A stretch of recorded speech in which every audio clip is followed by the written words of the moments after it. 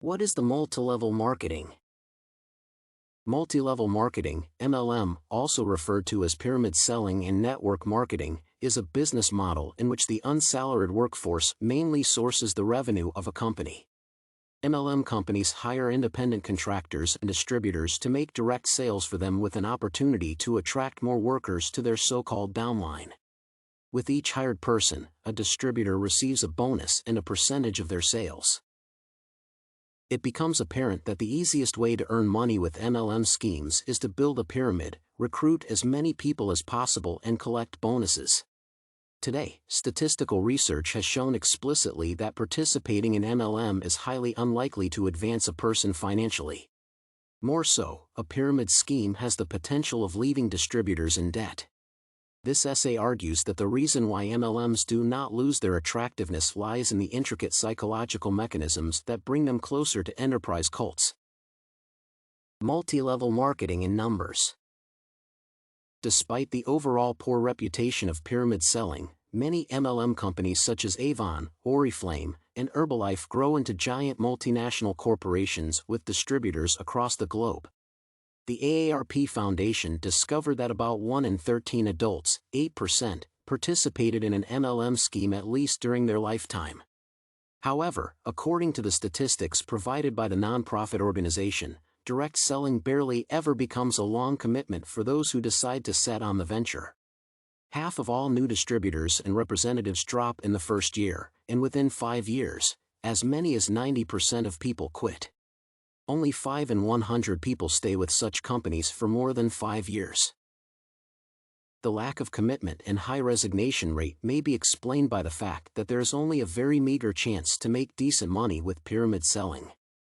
The AARP Foundation reports that half of the representatives lose money, 27% break even, and 25% make any profit.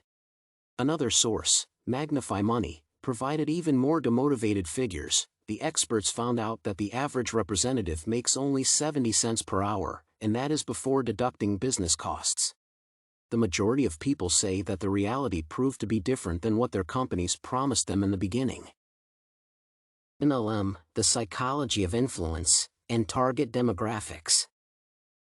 The question arises as to what psychological tactics MLM businesses use to convince individuals in search of a legitimate business opportunity to join an incredibly volatile scheme. Bond claims that network marketing companies promise not only financial independence and unlimited earning potential but also use actual cult psychological tactics to prey on vulnerable demographics.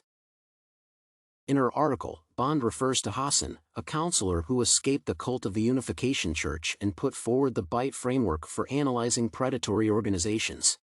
BITE stands for behavior, information, thinking, and emotions. According to the researcher, MLMs target all these cognitive domains to deceive and brainwash potential employees. Grooming and recruiting start with appealing to a person's emotions. Bond calls this tactic love bombing. The analyst explains that a new participant is practically smothered with love and affection. Other managers and representatives put on a nice mask to lure a potential candidate in and also feign a supportive and nurturing environment. The key is to make anyone feel special and welcome as if they are meeting their old friends. Drawing on this argument, it is readily imaginable which social groups would be the most gullible. MLM businesses are known for targeting stay-at-home mothers and military wives. Both groups are likely to suffer from a certain degree of isolation and lack a social life. Mothers may be overburdened with family responsibilities and feel unheard and unseen in their own homes. It is only logical that they might actually take pleasure in being the center of attention during an MLM meeting. Because of the emotional allure, participants might be reluctant to leave because they do not want to break personal bonds and offend others. The second tact is deception and distortion of facts. MLM businesses never share actual financial perspectives immediately. Bond claims that the misrepresentation starts from the very explanation of the business model.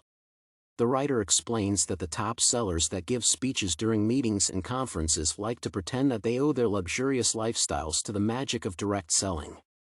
In actuality, the survivability of a person in such a business is contingent on their ability to build a downline, a team of people who bring them bonuses and percentages from sales.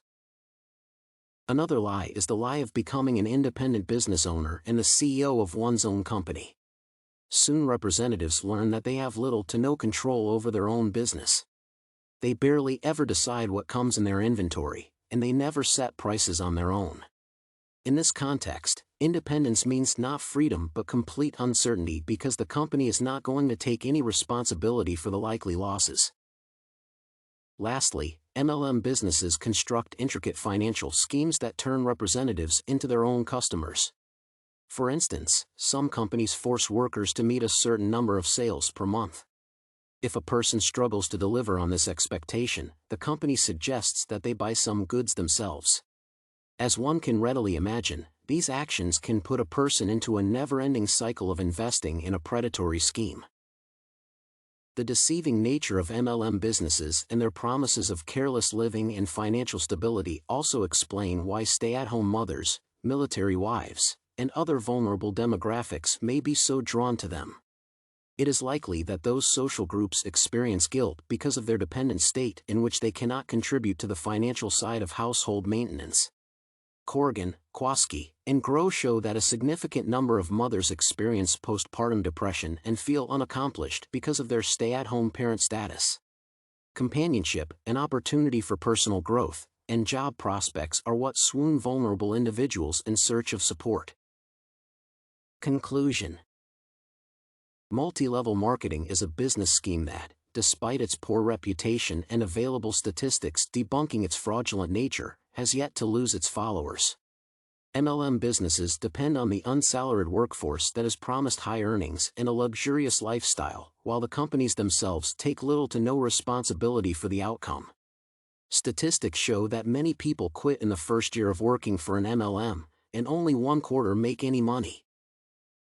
It appears that in order to recruit participants, network marketing businesses use psychological tricks and target vulnerable social groups.